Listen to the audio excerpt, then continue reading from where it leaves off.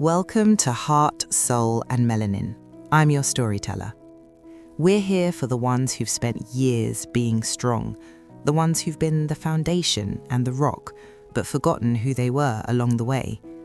From the rain-slicked streets of London to the red dust of Benin, we tell stories that don't just look like you, they feel like you. Real stakes, real history, real love. Subscribe, and let's find our way home together. Eniola felt him before she saw him. Not the man himself, but the shift in the room. The way air moves when someone who takes up space walks into it. 10 a.m. She stood at the window of the 29th floor boardroom, the Shard's view of London dissolving into streaks of neon through the October rain. It was heavy, that rain, the kind of rhythmic downpour that made everything feel charged. Her reflection stared back from the darkened glass. Reese blazer in midnight blue, silk blouse, Brazilian weave falling in a flawless line past her shoulders. Her natural beauty transformed into a mask of contours and colours. Lipstick a dark red that conveyed the appropriate level of confidence. Professional, polished, perfect. The door opened behind her. Clive Baptiste didn't announce himself. He didn't need to. At least 6'2", broad-shouldered in a way that made his tailored suit look like it was barely containing him, dark-skinned with sharp features in a face it would be rude not to stare at. His hair was cut low, a number one cut with a razor-sharp hairline that suggested a personal relationship with his barber, salt and pepper at his temples, not trying to hide it, just wearing it like it was there by design. The overall effect was, wow. She caught his reflection in the glass as he stopped, not quite beside her, but close enough that she had to look up, and she turned. Her footsteps had been confident, deliberate on the polished floor. Close enough that she caught his scent, his cologne and something warmer, bergamot maybe, mixed with something warm and spicy, layered over the scent of cocoa butter on his skin. He smelt expensive and familiar all at once.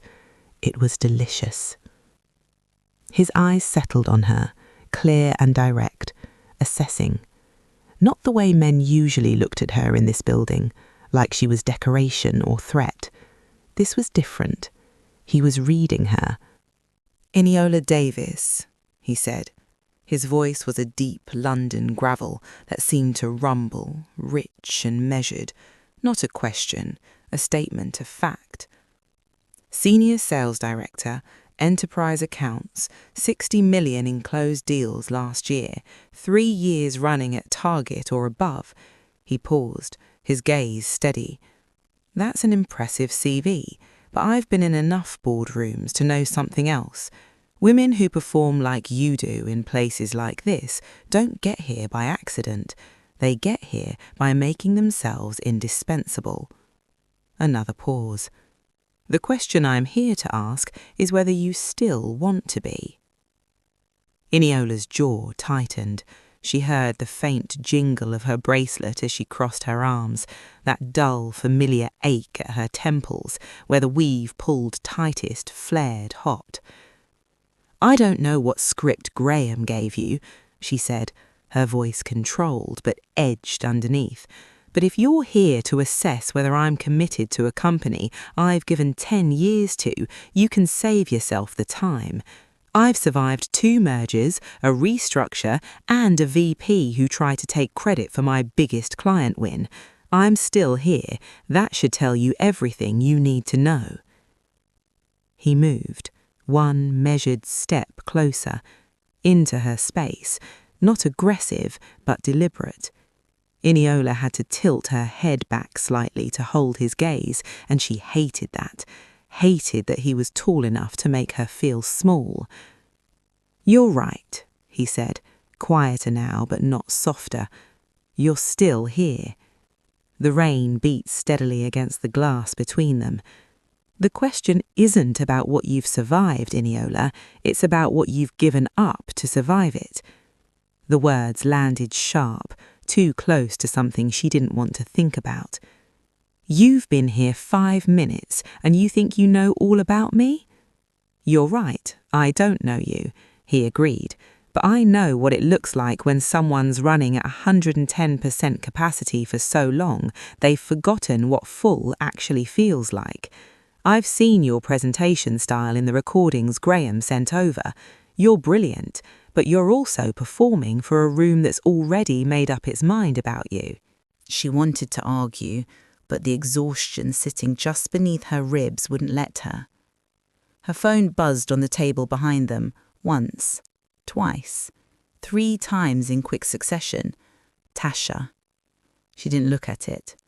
"You need to get that?" he asked. "It's fine," she said, too quickly. He studied her for a moment. "Is it?" Eniola said nothing. The rain filled the silence between them. He stepped back, giving her space. "We're going to be working together for the next 2 weeks," he said. "At the end of it, I'll make a recommendation to the leadership team about how to optimize this division."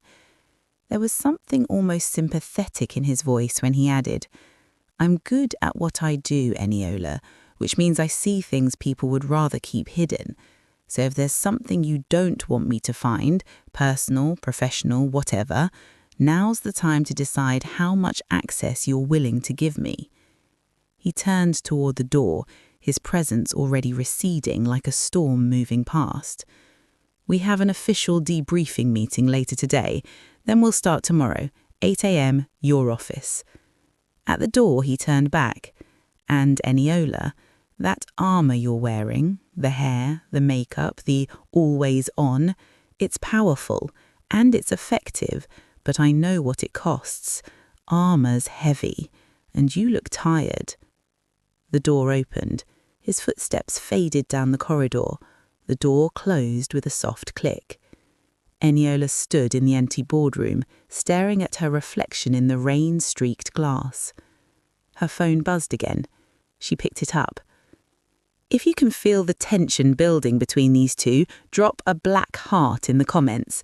And I want to know, have you had someone see you more clearly than you saw yourself, even if you hated that?" That morning had started the way every morning had started for the last 3 years. 5 a.m, the alarm that felt like a violation. She dragged herself into the shower, the water running hot while she stood under it trying to wake up. Then the straighteners, the snap and pull of the plaits through every section of a 24-inch Brazilian weave that cost £850 every 3 months. 45 minutes on her hair making sure it lay flat every single day. She used to wear her hair natural, tight 4C coils blown or twisted out, a halo of texture that made her feel rooted and grounded, like herself. That was before the senior leadership offsite in 2019, before Graham, then her direct manager, pulled her aside after her presentation and said, with that concerned smile of his, "You're so talented, Eniola. I just want to make sure you're presenting yourself in a way that inspires confidence with our enterprise clients." She got the weave installed 2 weeks later. She got promoted 6 months after that. Her daughter's first text came at 6:47 a.m, the phone vibrating on the bathroom counter. "Mum, we need to talk. It's about uni. Call me when you can." Eniola was in the shower. She saw it at 7:15. The next text came at 7:32. "Mum, I'm serious. I think I want to change my course. I know you'll be disappointed, but I don't think I can keep doing law. Please call me." Eniola typed back, quickly, "Baby, I hear you. This is a big decision. Let's talk properly tonight when I can give you my full attention. I love you. We'll figure this out together, promise." She hit send, exhaled. Then her work phone buzzed. Graham, her first meeting moved up to 9 a.m. The 9 a.m. sales leadership meeting. Eniola sat at the long glass table in the executive conference room. 12 people. She was the only black woman. She was always the only black woman. Graham, 56, ruddy-faced, always in awkward-looking suits, sat at the head of the table. He had the kind of confidence that came from never being questioned. "Right, team," he began, his voice jovial but pointed. "Quick update. As you know, since the TechView merger, we've been asked to take a hard look at operational efficiency across all divisions." He paused for effect. "Which is why we've brought in Hartley Consulting. Clive Baptiste will be embedded with us for the next 2 weeks to assess our leadership structure, sales processes, and team dynamics." His smile sharpened. "Everyone will have a chance to work with him, but we're starting with our top performers. Eniola, you'll be his primary focus this week." The way he said primary focus made it sound like an honor. It wasn't. Across the table, Dev from Enterprise Solutions smirked into his oat milk latte. Sarah from Operations suddenly became very interested in her laptop screen. Eniola felt the familiar weight settle on her chest, the weight of being watched. "Eniola, you're a model of consistency," Graham continued, false warmth coating every word. "I'm sure Clive will find nothing but best practices. Full transparency, of course. Sales records, client interactions, calendar access. We're all in this together."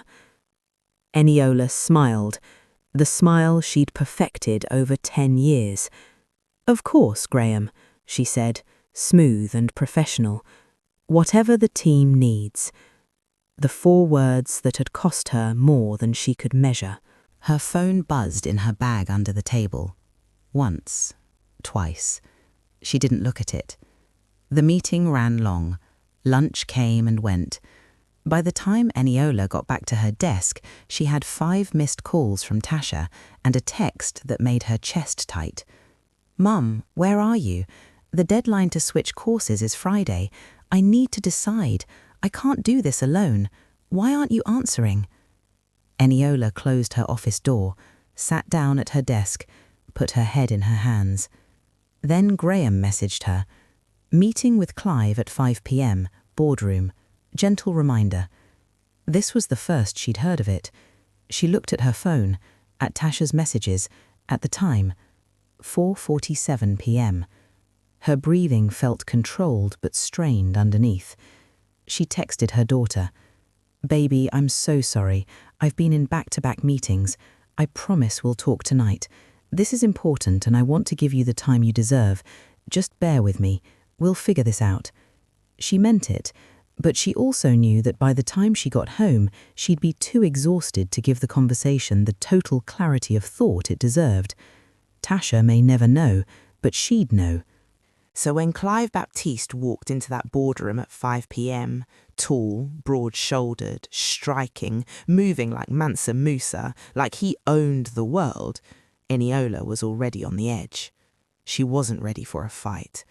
She also wasn't ready for him to sit down across from her, open her client portfolio and say, "The Barclays deal last quarter, you closed it in 6 weeks. "Yes," she said, wary. "Their CFO rejected your initial proposal 3 times. You pivoted on the 4th call, repositioned the entire value prop from cost savings to risk mitigation and regulatory compliance." He looked up at her. "That's not the standard playbook. That's you reading the room and adapting in real time." Eniola blinked. She hadn't expected specificity. "You actually read the case file?" she said.